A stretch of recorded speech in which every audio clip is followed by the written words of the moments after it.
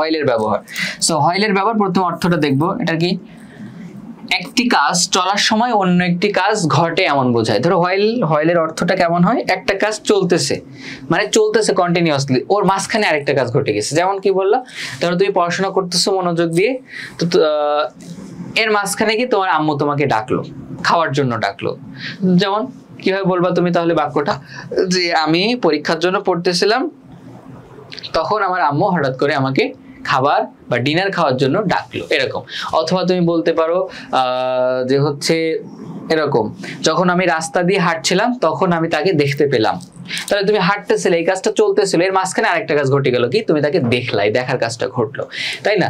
এরকম। তো এরকম অর্থ অনেক কিছু হতে পারে, অনেক রকম অর্থ তুমি নিজে করে নিতে পারো, বা সেন্টেন্স তুমি নিজে মেক করতে পারো, কমপ্লিট করতে পারো, ঠিক আছে? আচ্ছা, এরপরে কি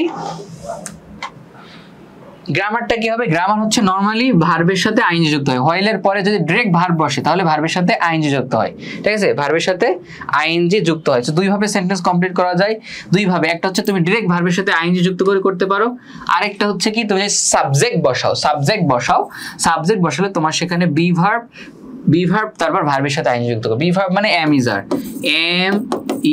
আর ওয়াজ ওয়্যার, এগুলো বি ভার্ব, ওয়াজ ওয়্যার, ঠিক আছে? ওয়াজ ওয়্যার। সো সাবজেক্ট বসালে সাবজেক্টের পরে এম ইজ আর ওয়াজ আর বসাতে হবে, এরপরে ভার্বের সাথে আইএনজি যুক্ত করতে হবে। মানে একটা জিনিস তোমার অবশ্যই মাথায় রাখতে হবে, সেটা হচ্ছে হয়েল মানেই ভার্বের সাথে আইএনজি।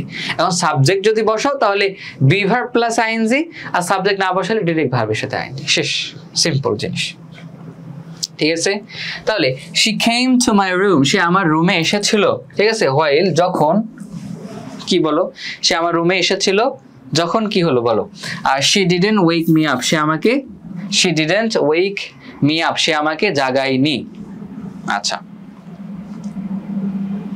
এবার সেন্টেন্সে করো তোমরা।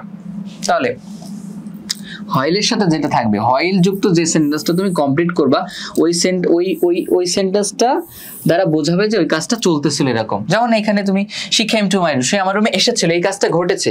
তো কি কাজ চলার সময় ঘটেছে? হয়েল। যখন তুমি বলতে পারো যখন আমি ঘুমাচ্ছিলাম, হ্যাঁ, she came to my room, সে আমার রুমে এসেছিল হোয়াইল, কারণ আমরা এটা বুঝতে পারলাম এটা দিয়ে যে she didn't wake me up, সে আমাকে ঘুম থেকে জাগায়নি।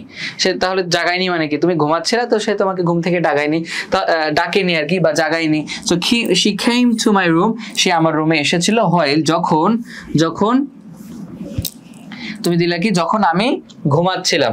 তো আমি ইংলিশ কি আই, এবার বি ভার্ব ইউজ করতে হবে, আই এর পরে হয় এম, আই এম, সরি এখানে তো তোমার এম বসবে না, কারণ তোমার এখানে তো কেইম রয়েছে, হ্যাঁ? হোয়াইলের আগের অংশ ভার্বের 2 নম্বর ফর্ম, তাহলে পরের অংশ ভার্বের 2 নম্বর ফর্ম নিতে হবে।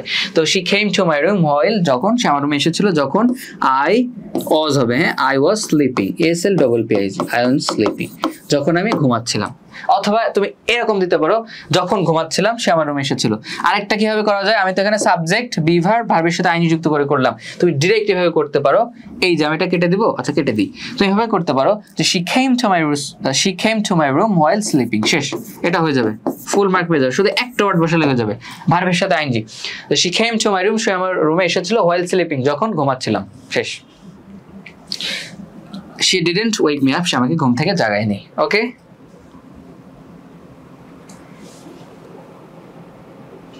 বুঝতে পারছো?